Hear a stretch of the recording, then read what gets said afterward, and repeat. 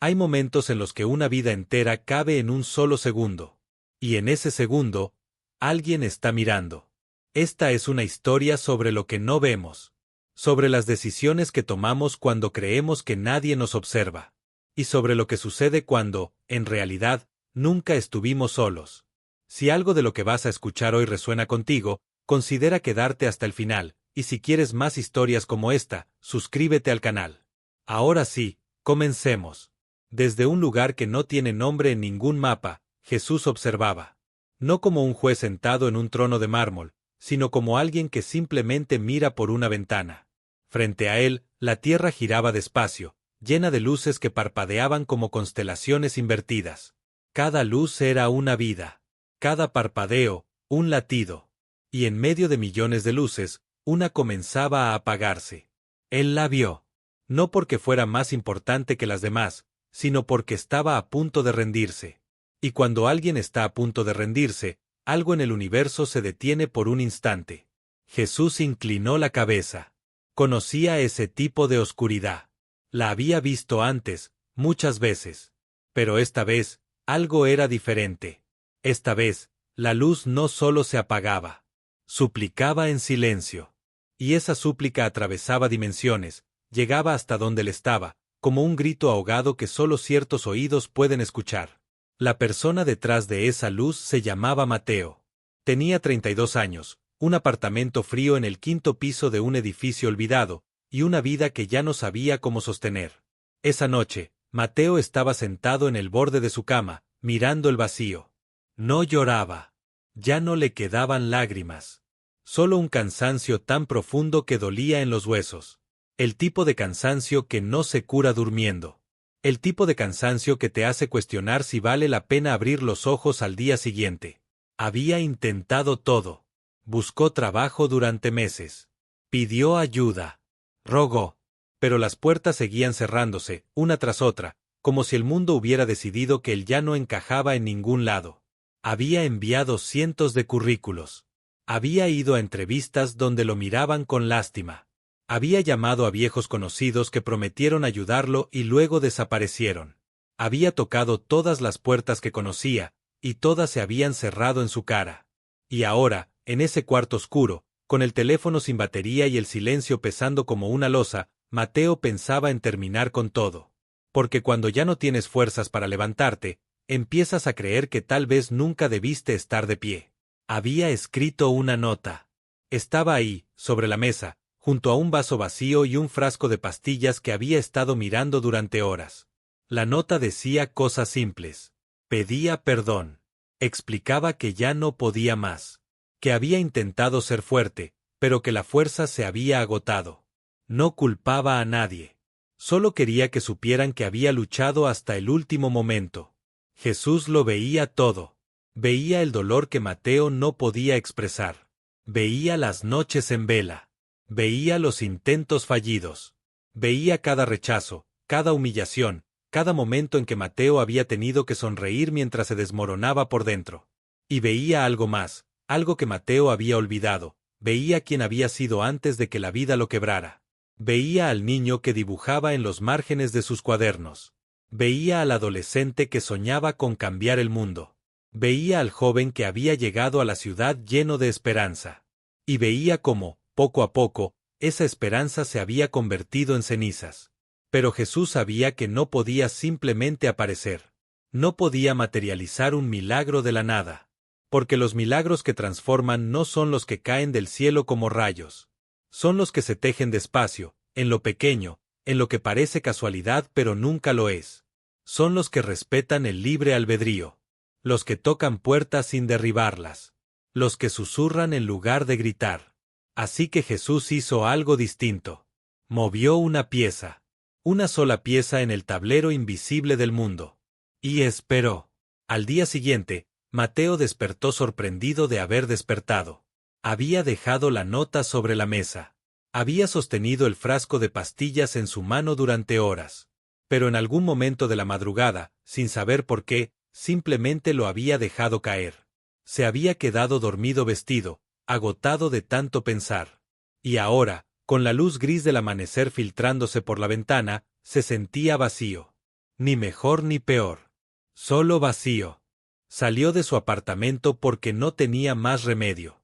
No porque tuviera esperanza, sino porque el cuerpo todavía pedía comida, aunque el alma ya no quisiera nada. Caminó por las calles sin rumbo, con las manos en los bolsillos y la mirada fija en el suelo. La ciudad bullía a su alrededor, pero él se sentía como un fantasma atravesando paredes. La gente pasaba a su lado, hablando, riendo, viviendo sus vidas, y él se preguntaba cómo lo hacían. Cómo conseguían levantarse cada día y encontrar razones para seguir. Él había olvidado cómo se sentía eso. Entonces, en una esquina cualquiera, tropezó con alguien. Literalmente. Chocó contra un hombre mayor que llevaba una caja de cartón llena de libros viejos. Los libros cayeron al suelo, desparramándose por la acera como pájaros heridos. Mateo murmuró una disculpa automática y se agachó para ayudar. No porque quisiera, sino porque todavía le quedaba ese reflejo de ser buena persona, incluso cuando ya no creía en nada. El hombre mayor sonrió. Una sonrisa cálida, de esas que parecen venir de muy adentro. No te preocupes, hijo, dijo con una voz suave que sonaba como miel sobre heridas. A veces las cosas tienen que caerse para que las volvamos a mirar. Mateo no respondió. Solo recogió los libros en silencio, uno por uno, sintiendo el peso del papel viejo en sus manos. Pero cuando levantó uno de ellos, algo lo detuvo. Era un libro viejo, con las páginas amarillas y la portada desgastada. Se titulaba Cartas a un desconocido. Mateo lo miró fijamente. Había algo en ese título que le hablaba directamente, como si hubiera sido escrito pensando en él. El hombre lo notó. Llévalo, dijo. Es tuyo. Mateo parpadeó, confundido. No tengo dinero, murmuró, sintiendo la vergüenza familiar de no poder pagar ni siquiera por algo tan simple como un libro usado. El hombre negó con la cabeza, y sus ojos brillaron con algo que Mateo no podía identificar. Compasión, tal vez. O conocimiento. No te lo estoy vendiendo. Te lo estoy dando. A veces, un libro llega en el momento exacto. Y ese libro estaba esperándote a ti. Créeme, yo solo soy el mensajero. Mateo frunció el ceño. ¿El mensajero?, preguntó.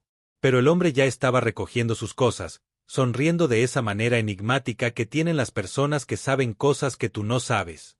Cuídate, hijo. Y lee ese libro. Léelo esta noche. Prométemelo. Mateo asintió, más por educación que por convicción. Lo prometo. El hombre le dio una palmada en el hombro, y Mateo sintió un calor extraño extenderse desde ese punto de contacto. Luego, el hombre se alejó, perdiéndose entre la multitud, y Mateo se quedó ahí, con un libro en las manos y más preguntas que respuestas. Cuando llegó a su apartamento, dejó el libro sobre la mesa. La nota seguía ahí. Las pastillas también. Mateo las miró por un largo momento. Luego miró el libro. Y sin saber por qué, decidió que esa noche leería aunque fuera una página. Solo una. Tal vez porque se lo había prometido a un extraño. O tal vez porque, en el fondo, una parte diminuta de él todavía tenía curiosidad. Cuando cayó la noche y el insomnio volvió a visitarlo, sus ojos cayeron sobre ese libro. Lo abrió con manos temblorosas. La primera carta decía: si estás leyendo esto, es porque alguien creyó que lo necesitabas. Y si lo necesitas, es porque todavía estás aquí. Y si todavía estás aquí, es porque tu historia no ha terminado. Tal vez sientas que sí. Tal vez sientas que ya no queda nada por escribir. Pero los finales no los decidimos cuando todo está oscuro. Los decidimos cuando volvemos a ver la luz. Mateo sintió algo extraño en el pecho. No era esperanza. Todavía no. Era más bien una grieta en la coraza que había construido alrededor de su corazón. Una grieta pequeña, pero suficiente para que entrara un poco de aire. Siguió leyendo. La segunda carta hablaba de un hombre que había perdido todo en un incendio. Su casa, su familia, su propósito. Y que había decidido terminar con su vida saltando de un puente. Pero justo cuando estaba a punto de saltar, un niño se le acercó y le preguntó la hora. Solo eso. La hora. Y ese hombre, en lugar de saltar, respondió. Y luego el niño le preguntó si estaba bien. Y él dijo que no y el niño, con la sabiduría extraña que a veces tienen los niños, le dijo: mi mamá dice que cuando todo está mal hay que buscar una cosa buena. Solo una. ¿Tú encontraste tu cosa buena hoy? El hombre no tenía respuesta. Así que bajó del puente para buscarla. Mateo leyó esa carta 3 veces. Luego pasó a la siguiente. Y a la siguiente. Carta tras carta. Historias de personas que habían estado donde él estaba ahora. Personas que habían tocado fondo. Que habían pensado en rendirse. Pero que, por alguna razón, encontraron una razón para seguir. No siempre era una razón grande. A veces era una canción que escucharon en la radio. A veces, una conversación con un desconocido. A veces, un perro callejero que lo siguió a casa. A veces, simplemente la luz del amanecer entrando por la ventana y la forma en que iluminaba el polvo suspendido en el aire. Cosas pequeñas. Cosas que parecían insignificantes. Pero que, en el momento preciso, se convirtieron en anclas. Y mientras Mateo leía, desde ese lugar sin nombre, Jesús sonreía. Porque esa había sido su primera jugada. Pero no sería la última. Observó cómo Mateo cerraba el libro cerca de las 3 de la mañana, con los ojos rojos pero ya no vacíos. Observó cómo miraba la nota sobre la mesa, la tomaba, y la rompía en pedazos pequeños. Observó cómo guardaba las pastillas en un cajón que luego cerró con llave. Y observó cómo Mateo se acostó esa noche con algo que no había sentido en meses, la posibilidad, apenas un susurro, de que tal vez mañana podría ser diferente. A la mañana siguiente, Mateo se despertó con un mensaje en su teléfono. Había logrado cargarlo durante la noche. El mensaje era de un número desconocido. Hola, soy Laura. No sé si te acuerdas de mí. Fuimos compañeros en la universidad. Estoy armando un proyecto y me acordé de ti. ¿Podemos hablar? Mateo frunció el ceño. Si se acordaba de Laura. Vagamente. Una chica que siempre había sido amable con todos, que tenía esa energía contagiosa que hacía que la gente quisiera estar cerca de ella. Pero nunca habían sido cercanos. Compartieron un par de clases, tal vez trabajaron juntos en un proyecto una vez. Nada más. ¿Por qué lo buscaba ahora, después de tantos años? ¿Cómo había conseguido su número? Dudó.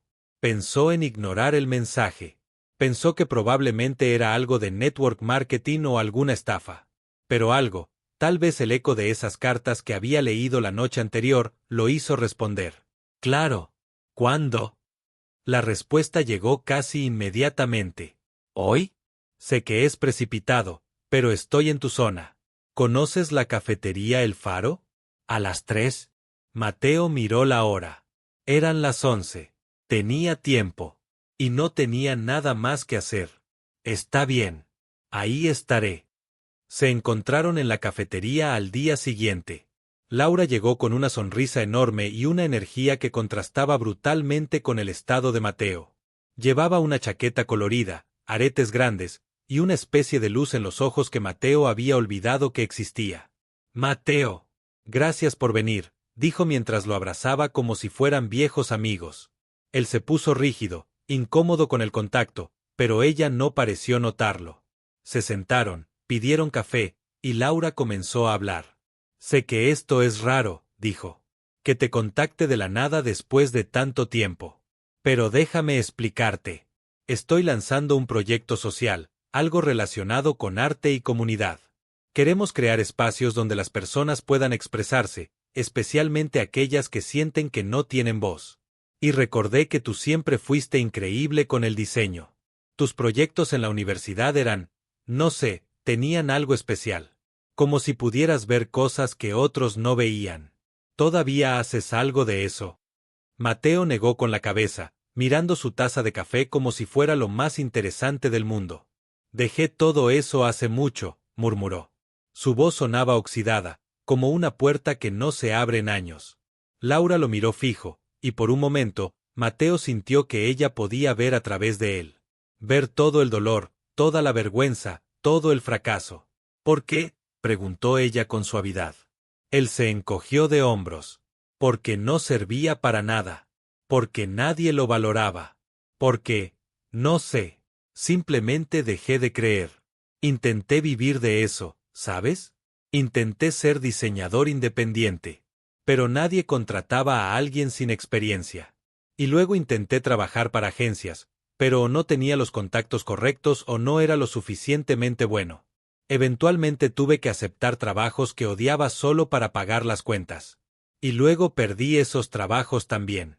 Así que, sí, dejé de diseñar, dejé de crear, dejé de intentar. Laura asintió despacio.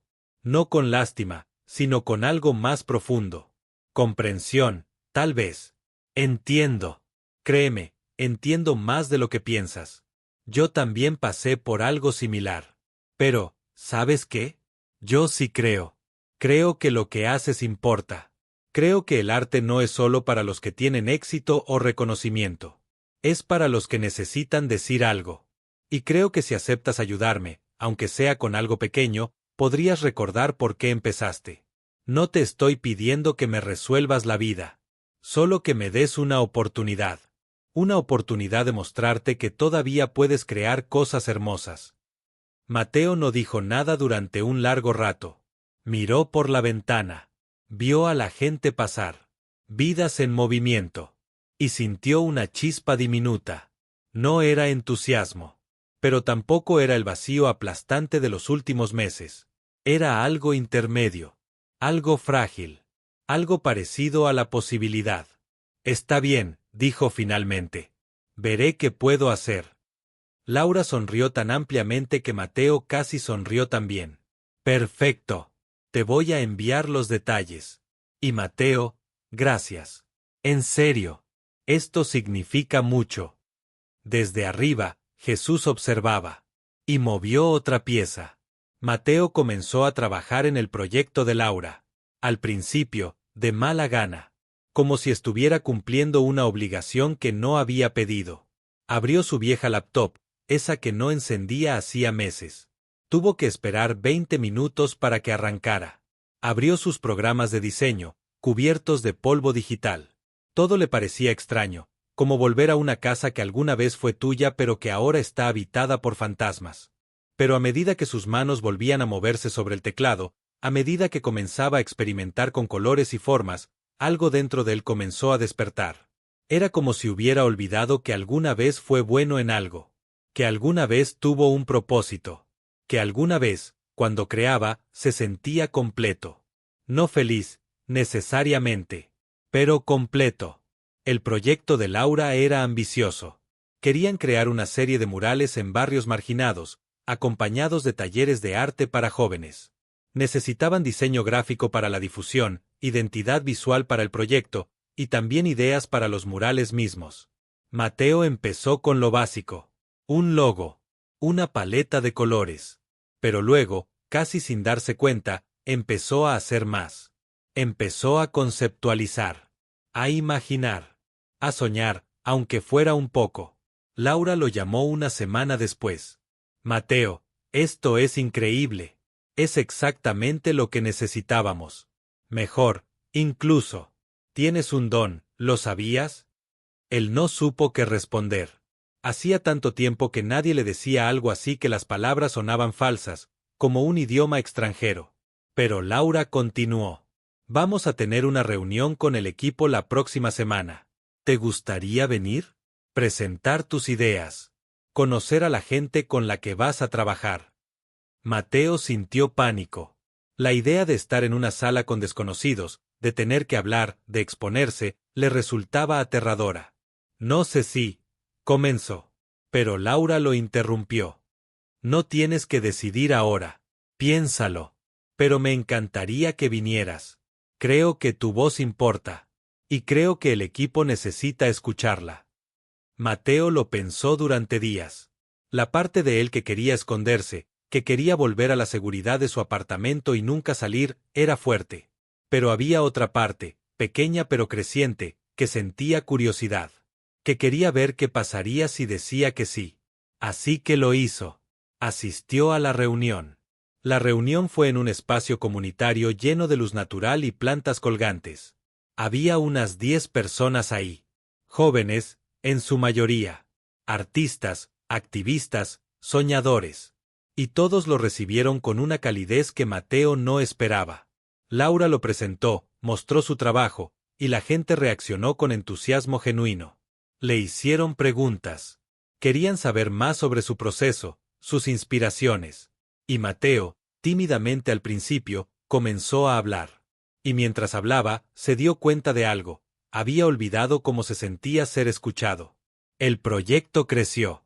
Más personas se sumaron. Y Mateo, sin darse cuenta, empezó a salir más de su apartamento. A hablar con gente. A participar en las reuniones de planificación. A trabajar en los diseños de los murales. A reírse, incluso, cuando alguien contaba un chiste malo durante las sesiones de lluvia de ideas. No todo el tiempo.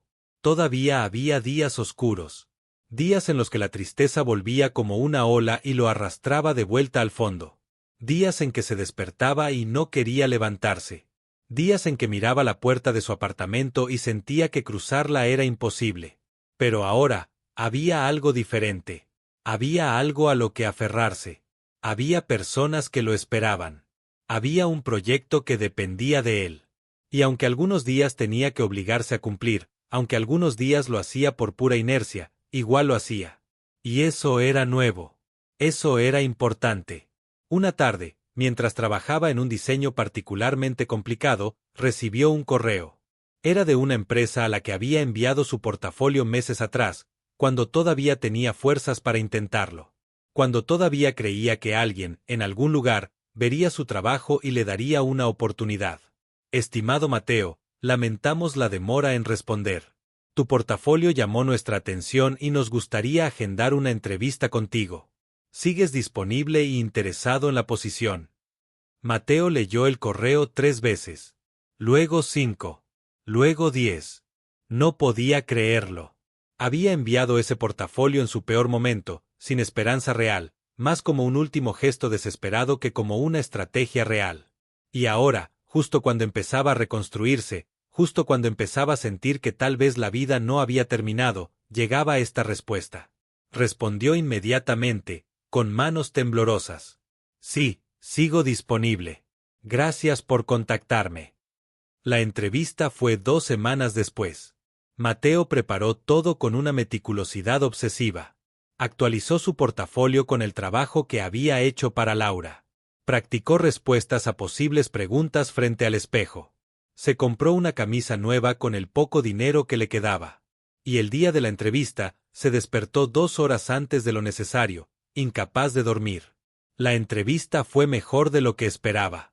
Los entrevistadores eran amables. Les gustó su trabajo. Le hicieron preguntas difíciles, pero justas. Y Mateo, sorprendiéndose a sí mismo, respondió con confianza. No con la confianza arrogante de quien cree que lo sabe todo, sino con la confianza humilde de quien ha caído y ha aprendido a levantarse. Habló de su experiencia, de los desafíos que había enfrentado, de cómo el trabajo con Laura le había recordado por qué amaba el diseño. Y los entrevistadores asintieron, impresionados. 2 semanas después, le ofrecieron el trabajo. No era el trabajo de sus sueños. No era una posición senior en una agencia famosa. Era un puesto junior, con un salario modesto. Pero era un comienzo. Era una oportunidad. Era una puerta que se abría después de meses de puertas cerradas. Esa noche, Mateo se sentó en su cama. La misma cama donde, hacía apenas unos meses, había pensado en rendirse. La misma cama donde había escrito una nota de despedida. La misma cama donde había sostenido un frasco de pastillas y había considerado seriamente tragárselas todas. Y lloró. Pero esta vez, no de desesperación, sino de algo que no sabía cómo nombrar. Gratitud, tal vez. O asombro. O simplemente el alivio profundo, casi doloroso, de saber que, contra todo pronóstico, había sobrevivido. Y mientras lloraba, desde ese lugar sin nombre, Jesús cerraba los ojos. No con tristeza, sino con satisfacción. Porque su trabajo estaba hecho. No había aparecido en forma de lucegadora. No había gritado su nombre desde las nubes. No había realizado un milagro espectacular que dejara a todos boquiabiertos. Pero había estado allí. En el libro que un extraño le dio. En el mensaje de Laura. en la cafetería donde se reencontraron, en cada pequeña conexión que parecía casual pero nunca lo era, en el correo que llegó justo a tiempo, en las manos que lo sostuvieron cuando estaba a punto de caer. Porque así es como funciona. No siempre con truenos y relámpagos. A veces, con un tropiezo en la calle, con un mensaje de alguien del pasado, con una mano extendida justo cuando estás a punto de caer, con un libro que llega en el momento exacto, con una oportunidad que aparece cuando ya no la esperabas. Y Mateo nunca supo que alguien lo había estado mirando. Nunca supo que cada coincidencia había sido colocada con cuidado, como fichas de dominó que caen en el orden perfecto. Pero en el fondo, en algún rincón de su alma que todavía creía en cosas invisibles, lo sentía. Sentía que no había estado solo, que alguien, de alguna manera, había estado cuidándolo. Y eso era suficiente. Pasaron los meses. Mateo se adaptó a su nuevo trabajo. No fue fácil. Había días en que sentía que no era lo suficientemente bueno. Días en que cometía errores y se sentía como un impostor. Días en que la voz en su cabeza le decía que no merecía estar ahí, que era solo cuestión de tiempo antes de que todos se dieran cuenta de que era un fraude. Pero ahora tenía herramientas para lidiar con esa voz. Tenía personas que le recordaban su valor. Tenía un terapeuta al que finalmente había decidido consultar, usando parte de su nuevo salario. Y tenía una red de apoyo que había construido poco a poco. El proyecto de Laura se convirtió en realidad. Los murales empezaron a aparecer en las paredes del barrio. Colores vibrantes en medio del gris. Mensajes de esperanza donde antes solo había desesperanza. Y Mateo fue parte de eso. Vio cómo sus diseños cobraban vida, enormes y hermosos, tocando a la gente que pasaba. Vio a niños detenerse a mirarlos. Vio a adultos sacar sus teléfonos para tomar fotos. Y sintió algo que no había sentido en años: orgullo. No arrogancia, sino orgullo genuino. La sensación de haber contribuido a algo más grande que él mismo. Una tarde, mientras trabajaba en uno de los murales junto al equipo, una mujer mayor se les acercó. Tenía lágrimas en los ojos. Gracias, dijo simplemente. Gracias por recordarnos que todavía hay belleza en el mundo. Y se fue antes de que alguien pudiera responder. Mateo sintió un nudo en la garganta. Porque entendía exactamente lo que ella quería decir. Porque él también había necesitado ese recordatorio. Laura se convirtió en una amiga cercana. No solo una colega, sino alguien con quien Mateo podía hablar. Alguien que lo había visto en su peor momento y que aún así había creído en él.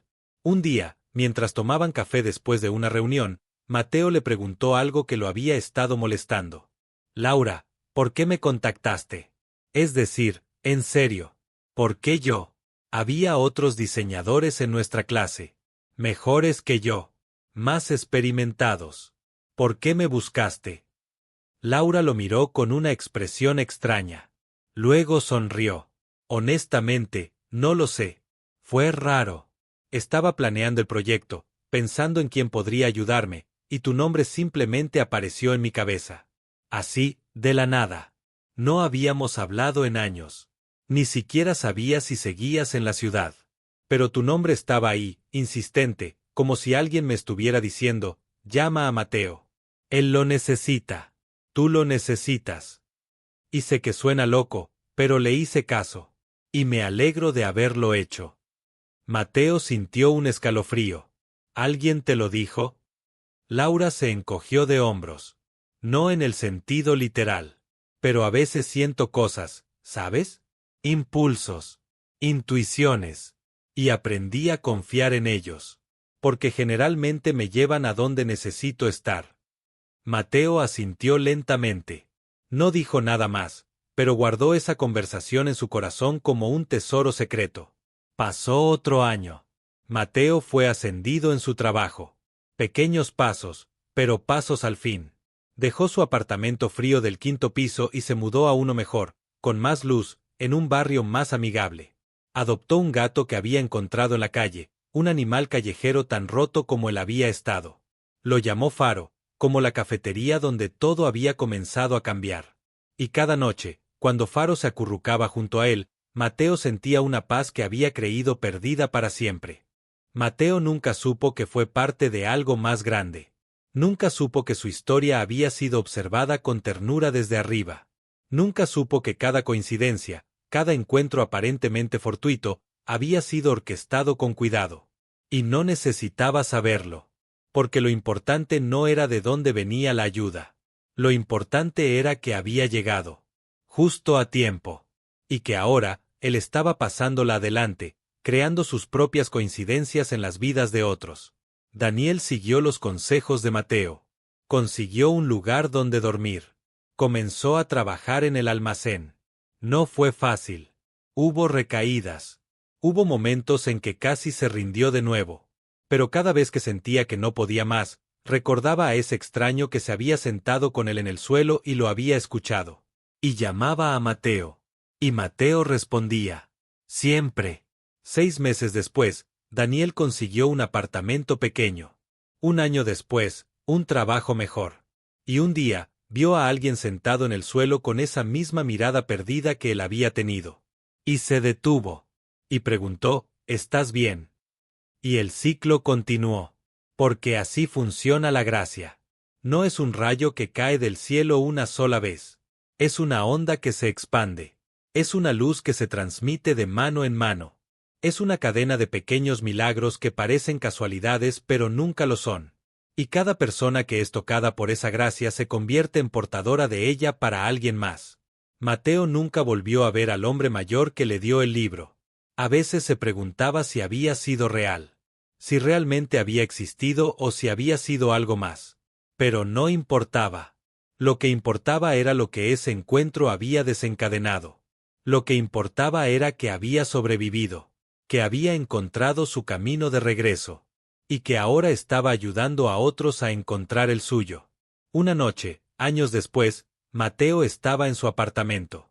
Faro dormía en su regazo. Afuera, la ciudad brillaba con millones de luces. Y Mateo pensó en todo lo que había pasado.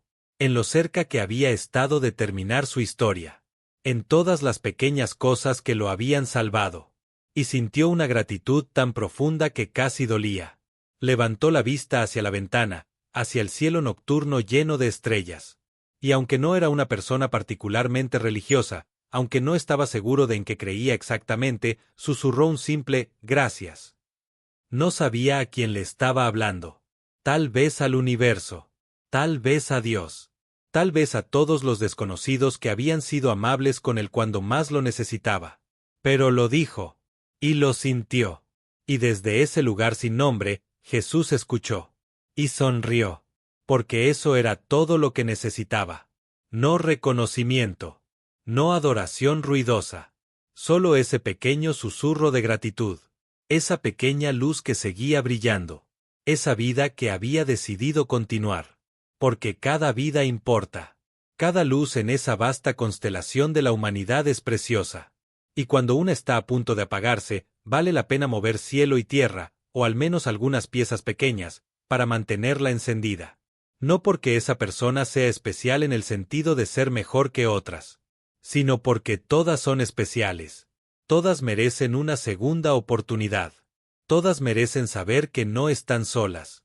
Y si hoy tú estás pasando por un momento difícil, si sientes que nadie te ve, si crees que tu luz se está apagando, si has pensado en rendirte, si has escrito esa nota, si has sostenido esas pastillas, si has mirado ese puente, quiero que sepas algo. Esta historia, aunque simbólica, aunque imaginaria, lleva una verdad que es muy real. Nunca estás tan solo como crees. A veces, la ayuda llega disfrazada. A veces viene de lugares inesperados.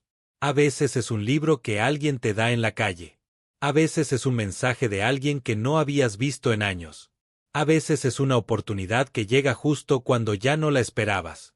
A veces es simplemente un extraño que se sienta a tu lado y te pregunta si estás bien.